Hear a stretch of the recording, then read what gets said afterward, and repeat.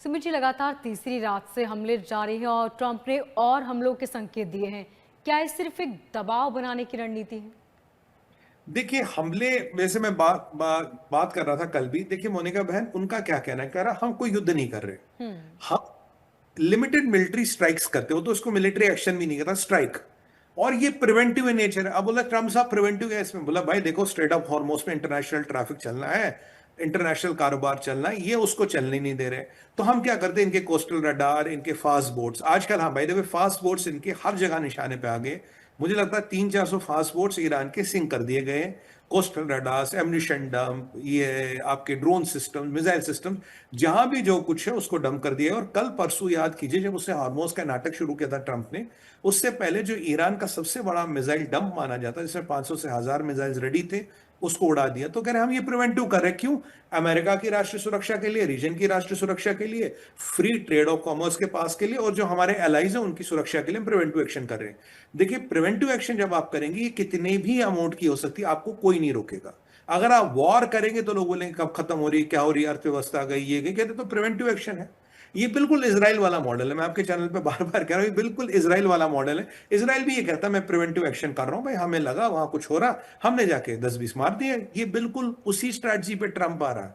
तो ट्रंप ने अपने कांग्रेस को भी ये बोल दिया प्रिवेंटिव स्ट्राइक है, अमेरिका की सुरक्षा के लिए, ईरान को बम बनाने नहीं देना, और हम ये करते रहेंगे। और ट्रंप का कहना है कल से आज बड़ी स्ट्राइक होगी, आज से कल बड़ी स्ट्राइक होगी, और अगले हफ्ते तक अगर इन्होंने लिटरली घुटने नहीं टेक दिए, तो जो ब्रिज है और जो पावर प्लांट है भैया, उनको मैं अगले हफ्ते निरस्त कर दूंगा। और अगर तब भी नहीं माने, तो खरग आइलैंड के आसपास मैंने 3 बार बमबारी की है, पर जो पेट्रोकेमिकल वाला आपका, मान लीजिए खरग आइलैंड में 150 किलोमीटर का क्षेत्रफल पेट्रोकेमिकल का, जहां तेल के स्टोरेज वोरेज है, उसके आसपास मैंने बमबारी की है 2 या 3 बार, पर उस क्षेत्र को, उस 50 किलोमीटर के गोले को मैंने नहीं छुआ। पर अगली बार, मतलब ये मोटा मोटा तीसरा हफ्ता, बट ट्रंप आज भी कर सकता है, ट्रंप का कोई गारंटी नहीं। जी। तीसरे हफ्ते तक भी नहीं माने तो मैं वो पेट्रोकेमिकल वाला भी फूंक दूंगा, इनकी पूरा व्यवस्था को खत्म कर दूंगा।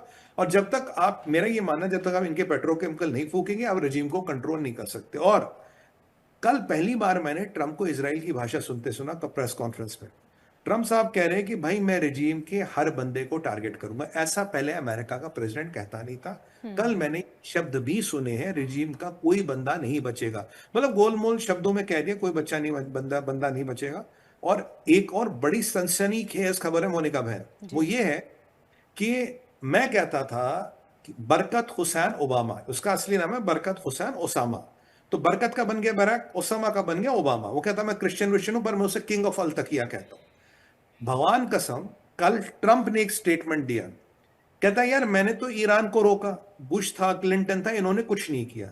पर एक अमेरिका का प्रेसिडेंट था, उसने ईरान को बम बनाने की पूरी व्यवस्थाएं दे दी, कैश दे दिया, सब कर दिया, सारी ऐसी व्यवस्थाएं कर दी ईरान बम बनाए, बिकॉज ही इज अ, फिर रुक गया, करा फिर कभी इसी पे बात करेंगे। तो ही इज अ मुस्लिम कहते कहते वो रुक गया, हम्म। बिकॉज इज अ, वो फुल स्टॉप कहता है, then will talk some other time, इसके बारे में फिर कभी बात करेंगे। ये लगभग ये क्या गया, यू नो, बिकॉज बरकत Hussain Obama is a dash, और कह रह गया।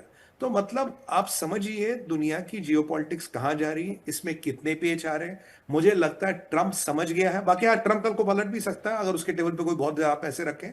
ट्रंप समझ गया है कि उसके व्यक्तिगत सिक्योरिटी को, उसके परिवार की सिक्योरिटी को, और अमेरिका की सिक्योरिटी को बड़ा खतरा। By the way, Lindsay Graham कैसे मरा अभी भी इस पे क्लैरिटी नहीं है, कि दिन ब दिन मेरा शक है कि उसमें हो सकता है ईरान का कुछ लेना देना हो, क्योंकि अब 36 घंटे से भी ज्यादा हो गए, 3 दिन से भी ज्यादा हो गए। ये अमेरिका एक क्लियर रिपोर्ट क्यों नहीं बोलता, नहीं जी बिल्कुल 100% नेचुरल डेथ है, आगे पीछे कुछ नहीं है। एक सेंटेंस बोलने में कितना समय लगता, आप नहीं बोल रहे। एफबीआई उसके घर छान रहा, उसकी जांचें कर रहा, और जब वो उसको सो कॉल्ड कार्डियक अरेस्ट हुआ था, उसके घर में ब्रेक इन करके पुलिस गई थी, क्योंकि वो उससे पहले ही घर में ही उनकी मृत्यु हो गई थी, तो दरवाजे को तोड़ के पुलिस को जाना पड़ा।